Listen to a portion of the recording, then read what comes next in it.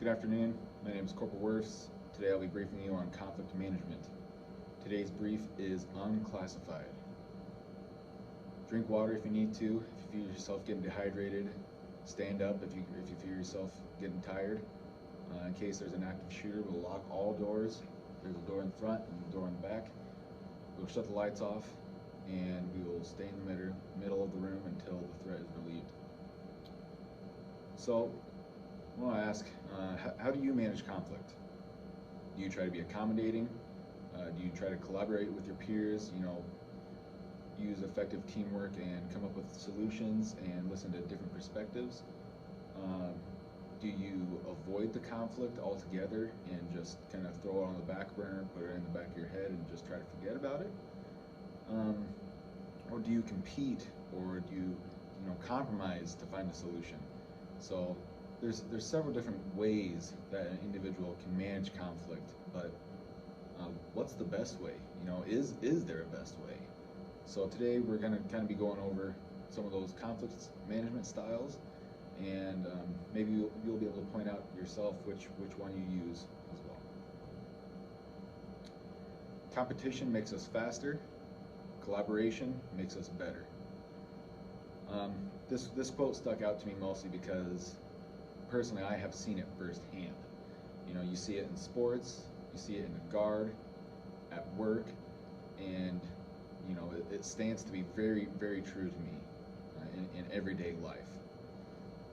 We'll kind of get in a little bit more into that. But first, let's take a look at the different conflict management styles. So I arranged these from most ideal to least ideal. You may have different opinion, but this is kind of what I found in my research to be the most to least effective ways of managing conflict. First, we have collaborate. Then we have compromise, accommodate, compete, or like I said, forcing your opinion or ideas onto the other party. And lastly, we have avoiding. So, let's start with collaborating. Collaborating, I believe, is the most ideal and most effective way to resolve conflict. When you collaborate, you're open to all perspectives. Everyone works as a team to find a solution, and it is the best way to ensure that you preserve the relationship. And that is another thing, that relationship preservation is a very big deal when you're talking about conflict management, because you want to strive to preserve that relationship with the other party, no matter how heated the argument gets or the conflict is. But that's what collaboration is all about. You both are bringing your tools and knowledge to the table, and being able to work together as one unified team. Listening to perspectives, you're having really constructive conversation,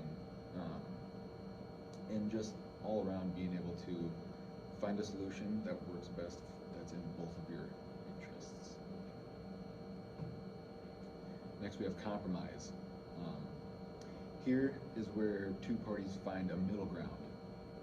You're taking ideas from one or another. You're also making sacrifices.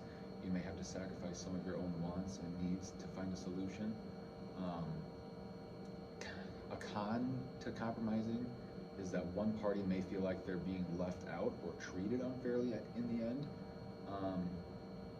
But there also has to be a will to some give and take from both parties, and it can be a good way to manage conflict if you still want to preserve that relationship. But again, as I said before, I don't think it is as effective as collaborating, because you still have to make those sacrifices to find a solution.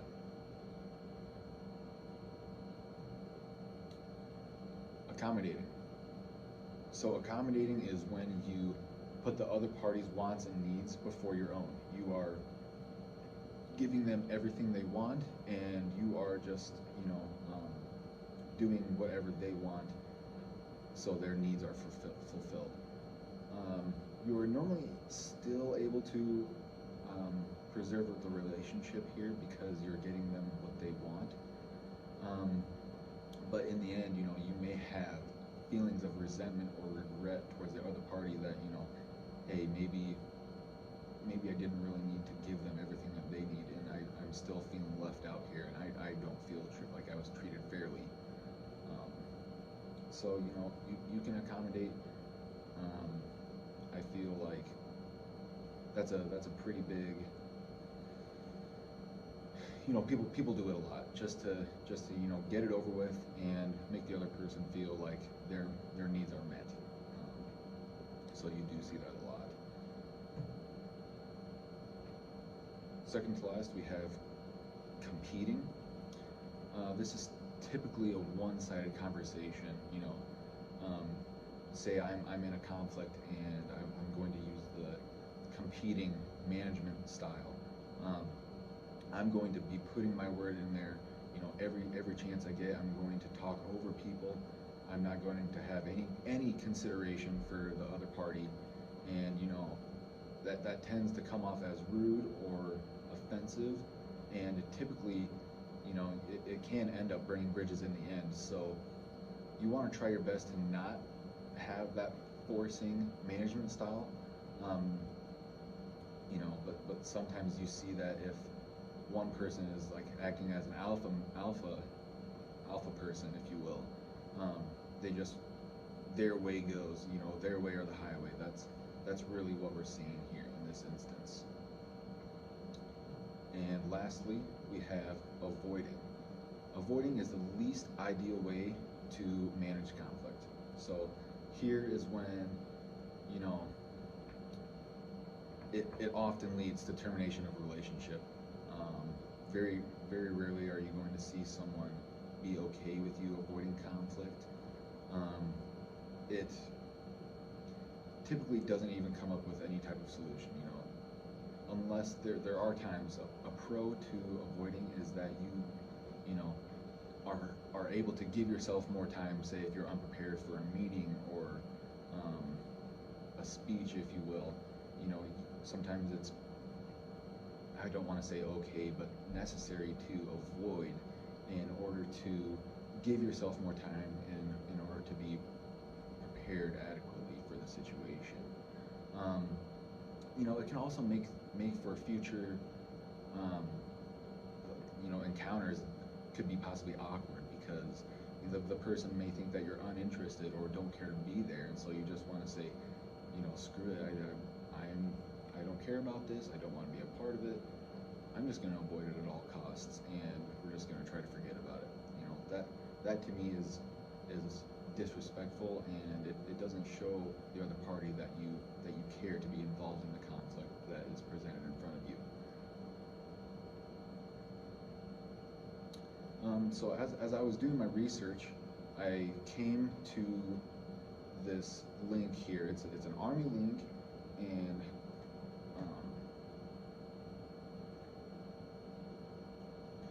so it gives you the different management styles, your specific management style, and I'll pull it up here. So me personally, as I was going through this, I saw that there was my conflict management styles were from most to least. I was collaborative, and then I was accommodating, and then I saw myself being compromising, and then avoiding was my last one, thankfully. But I do, on occasion, I see myself, if the spouse and I get into an argument, sometimes I just want to walk away from it, and unfortunately, I will admit that sometimes I don't want to come back to the conflict, but I know that is not the correct thing to do. You want to nip it in the bud. You want to work together, collaborate as a team to go through that conflict. So I'll kind of go through this tool that the Army gives you. It says, what is your conflict management style? It's a 20-question self-assessment to determine your preferred conflict management style. Pretty much you go through and at the end, it gives you, your scores as far as what management style is you most, and what management style is least for you.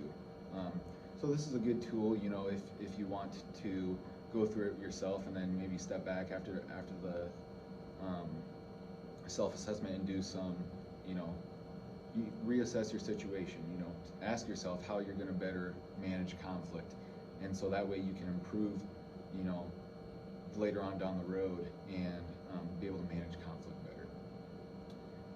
At this time, we'll conduct an AAR. Seeing as there's no questions, you are dismissed. Thank you.